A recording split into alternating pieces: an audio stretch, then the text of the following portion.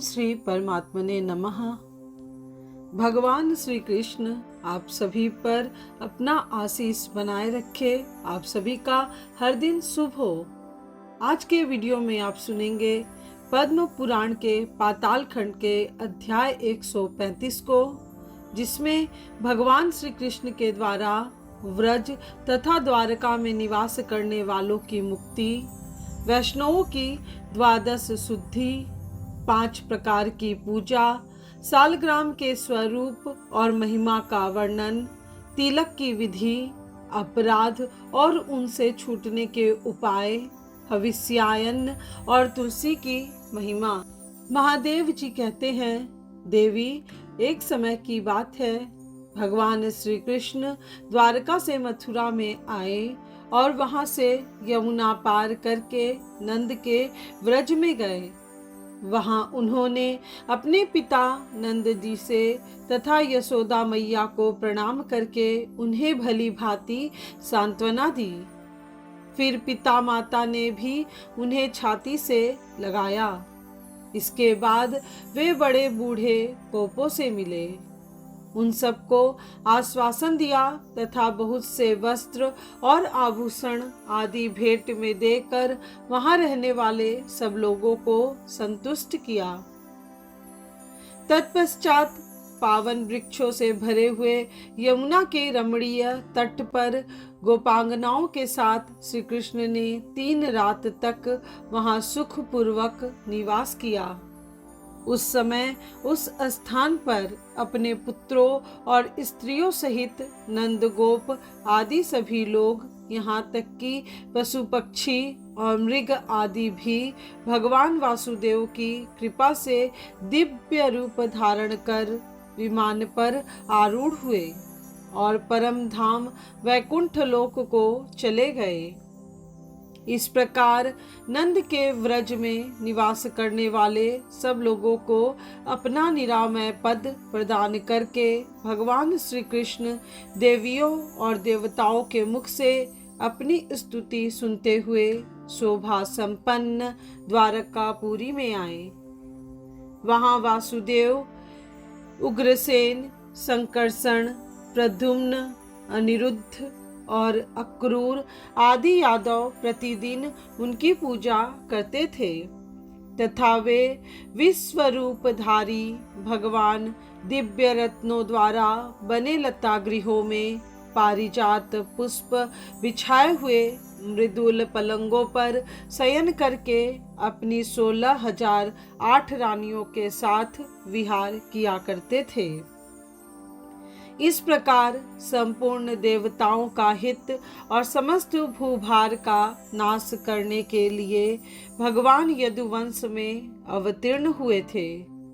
उन्होंने सभी राक्षसों का संहार करके पृथ्वी के महान भार को दूर किया तथा नंद के व्रज और द्वारकापुरी में निवास करने वाले समस्त चराचर प्राणियों को भवबंधन से मुक्त करके उन्हें योगियों के ध्येयभूत परम सनातन धाम में स्थापित कर दिया। तदनंतर वे स्वयं भी अपने परम धाम को पधारे। पार्वती ने कहा, भगवान, वैष्णवों का जो यथार्थ धर्म है, जिसका अनुष्ठान करके सब मनुष्य भवसागर से पार हो जाते हैं, उसका मुझसे वर्णन कीजिए। महादेव जी ने कहा, देवी, प्रथम वैष्णव की 12 प्रकार की शुद्धि बताई जाती है। भगवान के मंदिर को लीपना, भगवान की प्रतिमा के पीछे पीछे जाना तथा भक्ति पूर्वक उनकी प्रदक्षिणा करना, ये 3 कर्म चरणों की शुद्धि करने वाले हैं। भगवान की पूजा के लिए भक्ति भाव के साथ पत्र और पुष्पों का संग्रह करना, यह हाथों की शुद्धि का उपाय है। यह शुद्धि सब प्रकार की शुद्धियों से बढ़कर है। भक्ति पूर्वक भगवान श्री कृष्ण के नाम और गुणों का कीर्तन वाणी की शुद्धि का उपाय बताया गया है। उनकी कथा का श्रवण और उत्सव का दर्शन, ये दो कार्य क्रमशः कानों और नेत्रों की शुद्धि करने वाले कहे गए हैं। मस्तक पर भगवान का चरणोदक, निर्माल्य तथा माला धारण करना, ये भगवान के चरणों में पड़े हुए पुरुष के लिए सिर की शुद्धि के साधन हैं। भगवान के निर्माल्यभूत पुष्प आदि को सूंघना अंत शुद्धि तथा घ्राण शुद्धि का उपाय माना गया है। श्री कृष्ण के युगल चरणों पर चढ़ा हुआ पत्र पुष्प आदि संसार में एकमात्र पावन है। वह सभी अंगों को शुद्ध कर देता है। भगवान की पूजा 5 प्रकार की बताई गई है। उन 5 भेदों को सुनो। अभिगमन, उपादान, योग, स्वाध्याय और इज्जा, यही पूजा के 5 प्रकार हैं। अब तुम्हें इनका क्रमशः परिचय दे रहा हूँ। देवताओं के स्थान को झाड़ बुहार कर साफ करना, उसे लीपना तथा पहले के चढ़े हुए निर्माल्य को दूर हटाना अभिगमन कहलाता है। पूजा के लिए चंदन और पुष्प आदि के संग्रह का नाम उपादान है। अपने साथ अपने इष्ट देव की आत्म भावना करना, अर्थात मेरा इष्ट देव मुझसे भिन्न नहीं है, वह मेरा ही आत्मा है, इस तरह की भावना को दृढ़ करना योग कहा गया है। इष्ट देव के मंत्र का अर्थानुसंधान पूर्वक जप करना स्वाध्याय है। सूक्त और स्तोत्र आदि का पाठ, भगवान का कीर्तन तथा भगवत तत्व आदि का प्रतिपादन करने वाले शास्त्रों का अभ्यास भी स्वाध्याय ही कहलाता है। अपने आराध्य देव की यथार्थ विधि से पूजा करने का नाम इज्जा है। सुव्रते, यह 5 प्रकार की पूजा मैंने तुम्हें बताई। यह क्रमशः शास्त्री, सामीप्य, सालोक्य, सायुज्य और सारूप्य नामक मुक्ति प्रदान करने वाली है। अब प्रसंगवश सालग्राम शिला की पूजा के संबंध में कुछ निवेदन करूंगा। 4 भुजाधारी भगवान विष्णु के दाहिनी एवं ऊर्ध्व भुजा के क्रम से अस्त्र विशेष ग्रहण करने पर केशव आदि नाम होते हैं। अर्थात दाहिनी ओर का ऊपर का हाथ, दाहिनी ओर का नीचे का हाथ, बाईं ओर का ऊपर का हाथ और बाईं ओर का नीचे का हाथ, इस क्रम से चारों हाथों में शंख, चक्र आदि आयुधों को क्रम या व्यतिक्रम पूर्वक धारण करने पर भगवान की भिन्न भिन्न संज्ञाएं होती हैं। उन्हीं संज्ञाओं का निर्देश करते हुए यहाँ भगवान का पूजन बतलाया जाता है। उपर्युक्त क्रम से चारों हाथों में शंख, चक्र, गदा और पद्म धारण करने वाले विष्णु का नाम केशव है। पद्म, गदा, चक्र और शंख के क्रम से शस्त्र धारण करने पर उन्हें नारायण कहते हैं। क्रमशः चक्र, शंख, पद्म और गदा ग्रहण करने से वे माधव कहलाते हैं। गदा, पद्म, शंख और चक्र इस क्रम से आयुध धारण करने वाले भगवान का नाम गोविंद है। पद्म, शंख, चक्र और गदाधारी विष्णु रूप भगवान को प्रणाम है।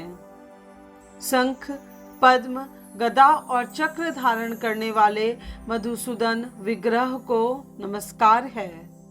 गदा, चक्र, शंख और पद्म से युक्त त्रिविक्रम को तथा चक्र, गदा, पद्म और शंखधारी वामन मूर्ति को प्रणाम है। चक्र, पद्म, शंख और गदा धारण करने वाले श्रीधर रूप को नमस्कार है। चक्र, गदा, शंख तथा पद्मधारी ऋषिकेश आपको प्रणाम है। पद्म, शंख, गदा और चक्र ग्रहण करने वाले पद्मनाभ विग्रह को नमस्कार है। शंख, गदा, चक्र और पद्मधारी दामोदर आपको मेरा प्रणाम है। शंख, कमल, चक्र तथा गदा धारण करने वाले संकर्षण को नमस्कार है। चक्र, शंख, गदा तथा पद्म से युक्त भगवान वासुदेव आपको प्रणाम है। शंख, चक्र, गदा और कमल आदि के द्वारा प्रद्युम्न मूर्ति धारण करने वाले भगवान को नमस्कार है। गदा, शंख, कमल तथा चक्रधारी अनिरुद्ध को प्रणाम है। पद्म, शंख, गदा और चक्र से चिन्हित पुरुषोत्तम रूप को नमस्कार है। गदा, शंख, चक्र और पद्म ग्रहण करने वाले अधोक्षज को प्रणाम है। पद्म, गदा, शंख और चक्र धारण करने वाले नृसिंह भगवान को नमस्कार है। पद्म, चक्र, शंख और गदा लेने वाले अच्युत स्वरूप को प्रणाम है। गदा, पद्म, चक्र और शंखधारी श्री कृष्ण विग्रह को नमस्कार है।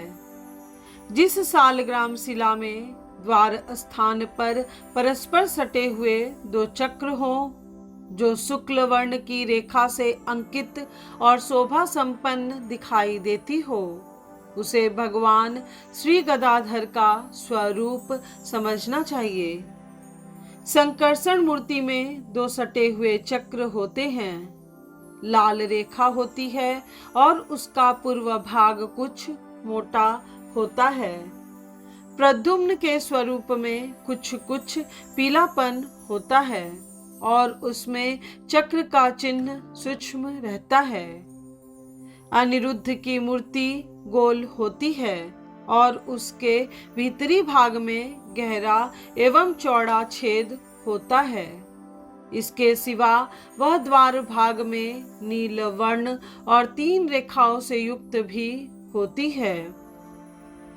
भगवान नारायण श्याम वर्ण के होते हैं। उनके मध्य भाग में गदा के आकार की रेखा होती है और उनका नाभि कमल बहुत ऊंचा होता है। भगवान नृसिंह की मूर्ति में चक्र का स्थूल चिन्ह रहता है। उनका वर्ण कपिल होता है तथा वे 3 या 5 बिंदुओं से युक्त होते हैं। ब्रह्मचारी के लिए उन्हीं का पूजन विहित है। वे भक्तों की रक्षा करने वाले हैं। जिस सालग्राम शिला में 2 चक्र के चिन्ह विषम भाव से स्थित हो, 3 लिंग हो तथा 3 रेखाएं दिखाई देती हों, वह वाराह भगवान का स्वरूप है। उसका वर्ण नील तथा आकार स्थूल होता है। भगवान वाराह भी सबकी रक्षा करने वाले हैं। कच्छप की मूर्ति श्याम वर्ण की होती है। उसका आकार पानी की भंवर के समान गोल होता है। उसमें यत्र तत्र बिंदुओं के चिन्ह देखे जाते हैं तथा उसका पृष्ठभाग श्वेत रंग का होता है। श्रीधर की मूर्ति में 5 रेखाएं होती हैं। वनमाली के स्वरूप में गदा का चिन्ह होता है। गोल आकृति, मध्य भाग में चक्र का चिन्ह तथा नील वर्ण, यह वामन मूर्ति की पहचान है। जिसमें नाना प्रकार की अनेकों मूर्तियों तथा सर्प शरीर के चिन्ह होते हैं, वह भगवान अनंत की प्रतिमा है। दामोदर की मूर्ति स्थूल काय एवं नील वर्ण की होती है। उसके मध्य भाग में चक्र का चिन्ह होता है। भगवान दामोदर नील चिन्ह से युक्त होकर संकर्षण के द्वार जगत की रक्षा करते हैं, जिसका वर्ण लाल है। तथा जो लंबी लंबी रेखा, छिद्र, एक चक्र और कमल आदि से युक्त एवं स्थूल हैं, उस सालग्राम को ब्रह्मा की मूर्ति समझनी चाहिए। जिसमें बृहत छिद्र, स्थूल चक्र का चिन्ह और कृष्ण वर्ण हो, वह कृष्ण का स्वरूप है। वह बिंदु युक्त और बिंदु शून्य दोनों ही प्रकार का देखा जाता है। हयग्रीव मूर्ति अंकुश के समान आकार वाली और 5 रेखाओं से युक्त होती है। भगवान वैकुंठ कौस्तुभ मणि धारण किए रहते हैं। उनकी मूर्ति बड़ी निर्मल दिखाई देती है। वह एक चक्र से चिन्हित और श्याम वर्ण की होती है। मत्स्य भगवान की मूर्ति बृहत कमल के आकार की होती है। उसका रंग श्वेत होता है तथा उसमें हार की रेखा देखी जाती है। जिस सालग्राम का वर्ण श्याम हो, जिसके दक्षिण भाग में एक रेखा दिखाई देती हो तथा जो 3 चक्रों के चिन्ह से युक्त हो, वह भगवान श्री रामचंद्र जी का स्वरूप है। वे भगवान सबकी रक्षा करने वाले हैं। द्वारकापुरी में स्थित सालग्राम स्वरूप भगवान गदाधर को नमस्कार है। उनका दर्शन बड़ा ही उत्तम है। वे भगवान गदाधर एक चक्र से चिन्हित देखे जाते हैं।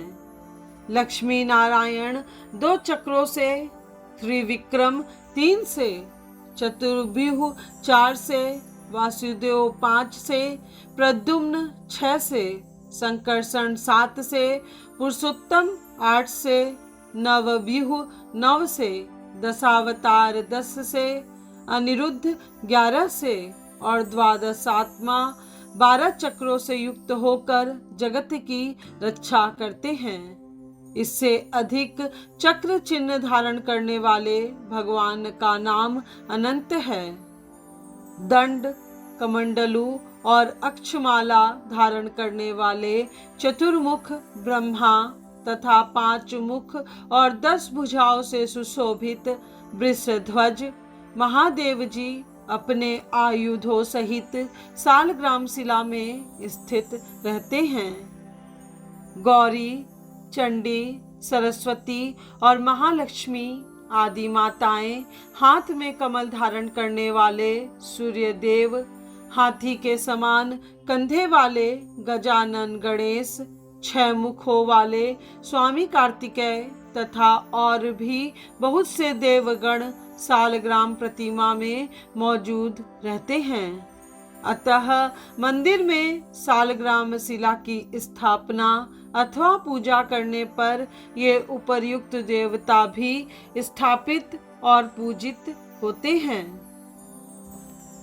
जो पुरुष ऐसा करता है उसे धर्म, अर्थ, काम और मोक्ष आदि की प्राप्ति होती है। गंडकी अर्थात नारायणी नदी के एक प्रदेश में सालग्राम स्थल नाम का एक महत्वपूर्ण स्थान है। वहां से निकलने वाले पत्थर को सालग्राम कहते हैं। सालग्राम शिला के स्पर्श मात्र से करोड़ों जन्मों के पाप का नाश हो जाता है। फिर यदि उसका पूजन किया जाए तब तो उसके फल के विषय में कहना ही क्या है। वह भगवान के समीप पहुंचाने वाला है। बहुत जन्मों के पुण्य से यदि कभी गौस्पद के चिन्ह से युक्त श्री कृष्ण शिला प्राप्त हो जाए तो उसी के पूजन से मनुष्य के पुनर्जन्म की समाप्ति हो जाती है। पहले सालग्राम शिला की परीक्षा करनी चाहिए। यदि वह काली और चिकनी हो तो उत्तम है।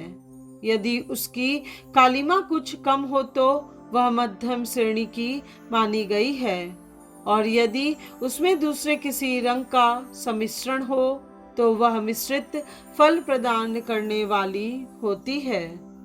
जैसे सदा काठ के भीतर छिपी हुई आग मंथन करने से प्रकट होती है, उसी प्रकार भगवान विष्णु सर्वत्र व्याप्त होने पर भी सालग्राम शिला में विशेष रूप से अभिव्यक्त होते हैं। जो प्रतिदिन द्वारका की शिला गोमती चक्र से युक्त 12 सालग्राम मूर्तियों का पूजन करता है, वह वैकुंठ लोक में प्रतिष्ठित होता है। जो मनुष्य सालग्राम शिला के भीतर गुफा का दर्शन करता है, उसके पितर तृप्त होकर कल्प के अंत तक स्वर्ग में निवास करते हैं। जहाँ द्वारकापुरी की शिला अर्थात गोमती चक्र रहता है, वह स्थान वैकुंठ लोक माना जाता है। वहाँ मृत्यु को प्राप्त हुआ मनुष्य विष्णु धाम में जाता है। जो सालग्राम शिला की कीमत लगाता है, जो बेचता है, जो विक्रय का अनुमोदन करता है तथा जो उसकी परीक्षा करके मूल्य का समर्थन करता है, वे सब नरक में पड़ते हैं। इसलिए देवी सालग्राम शिला और गोमती चक्र की खरीद बिक्री छोड़ देनी चाहिए।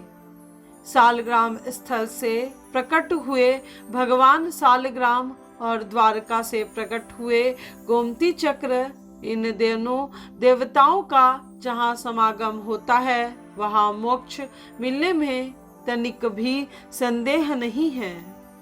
द्वारका से प्रकट हुए गोमती चक्र से युक्त अनेकों चक्रों से चिन्हित तथा चकासन शिला के समान आकार वाले भगवान सालग्राम साक्षात चित्त स्वरूप निरंजन परमात्मा ही हैं।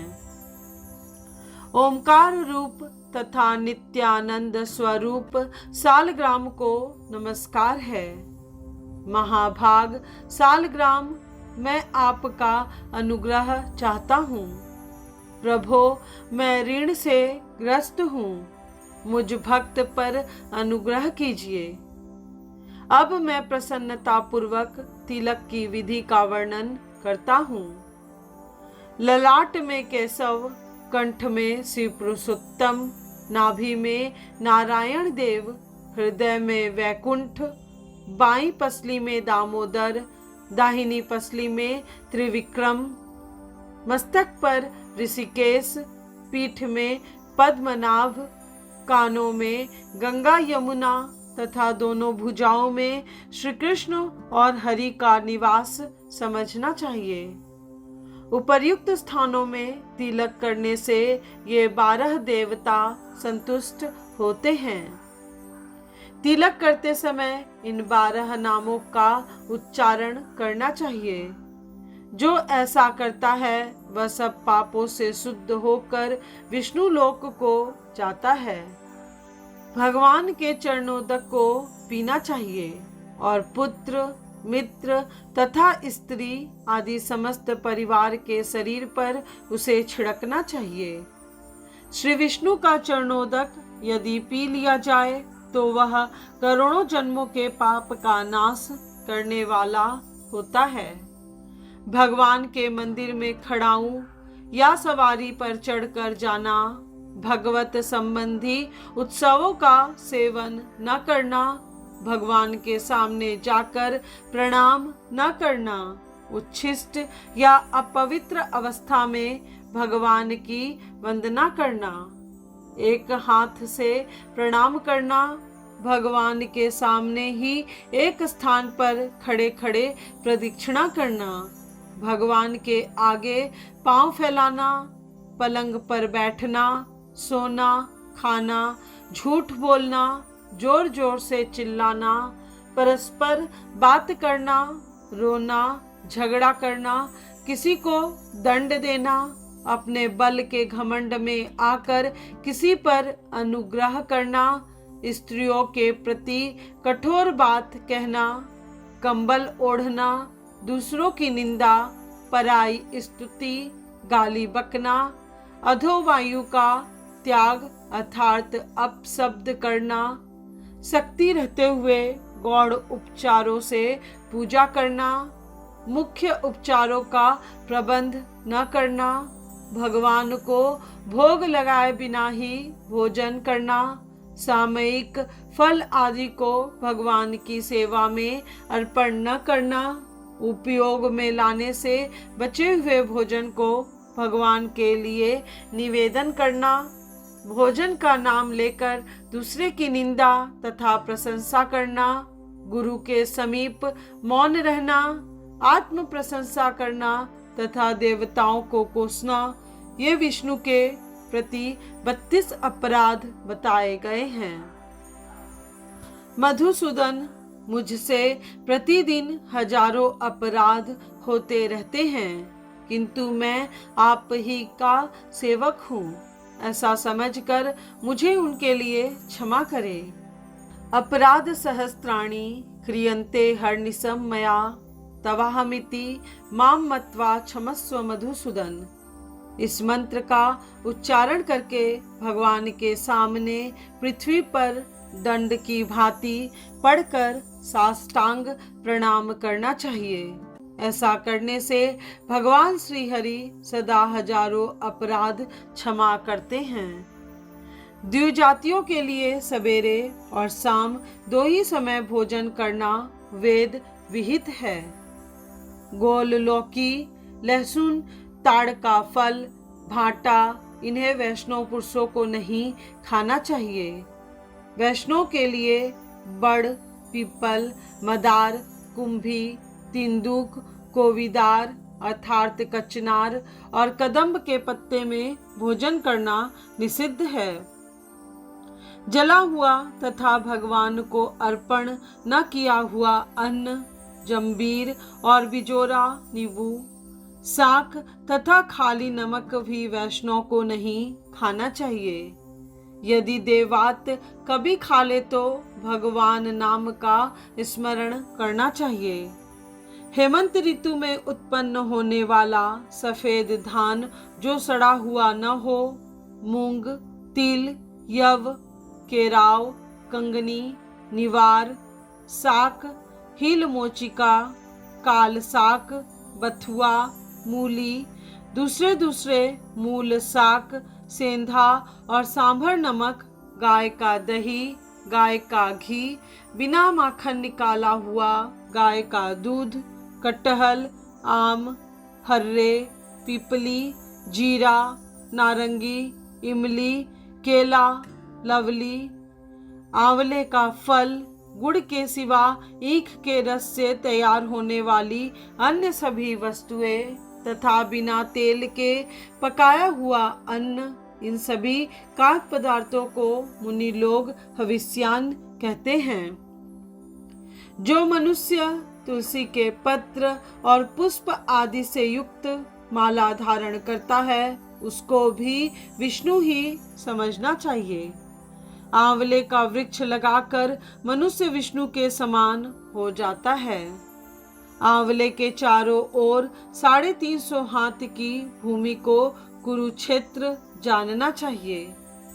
तुलसी की लकड़ी के रुद्राक्ष के समान दाने बनाकर उनके द्वारा तैयार की हुई माला कंठ में धारण करके भगवान का पूजन आरंभ करना चाहिए। भगवान को चढ़ाई हुई तुलसी की माला मस्तक पर धारण करे तथा भगवान को अर्पण किए हुए चंदन के द्वारा अपने अंगों पर भगवान का नाम लिखे। यदि तुलसी के काष्ठ की बनी हुई मालाओं से अलंकृत होकर मनुष्य देवताओं और पितरों के पूजनादि कार्य करे तो वह कोटि गुना फल देने वाला होता है।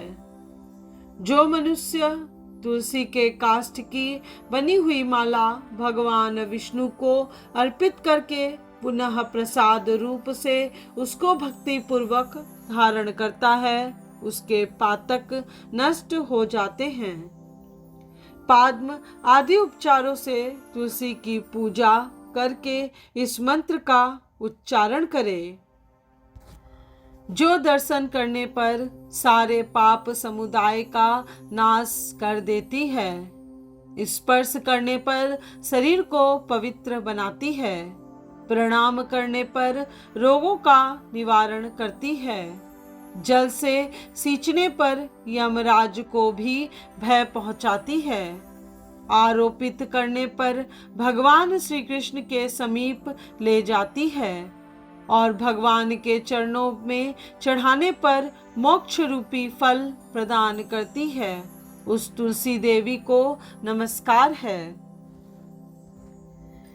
या दृष्टा निखिलाघ संघ समनी स्पृष्टा वपुष्पावनी रोगाणाम विवंदिता निरसनी सिक्तांत कत्रासिनी प्रत्यासती विधायिनी भगवत कृष्णस्य संरोपिता न्यस्ता तच्चरणे मुमुक्ति फलदा तस्य तुलस्ये नमः।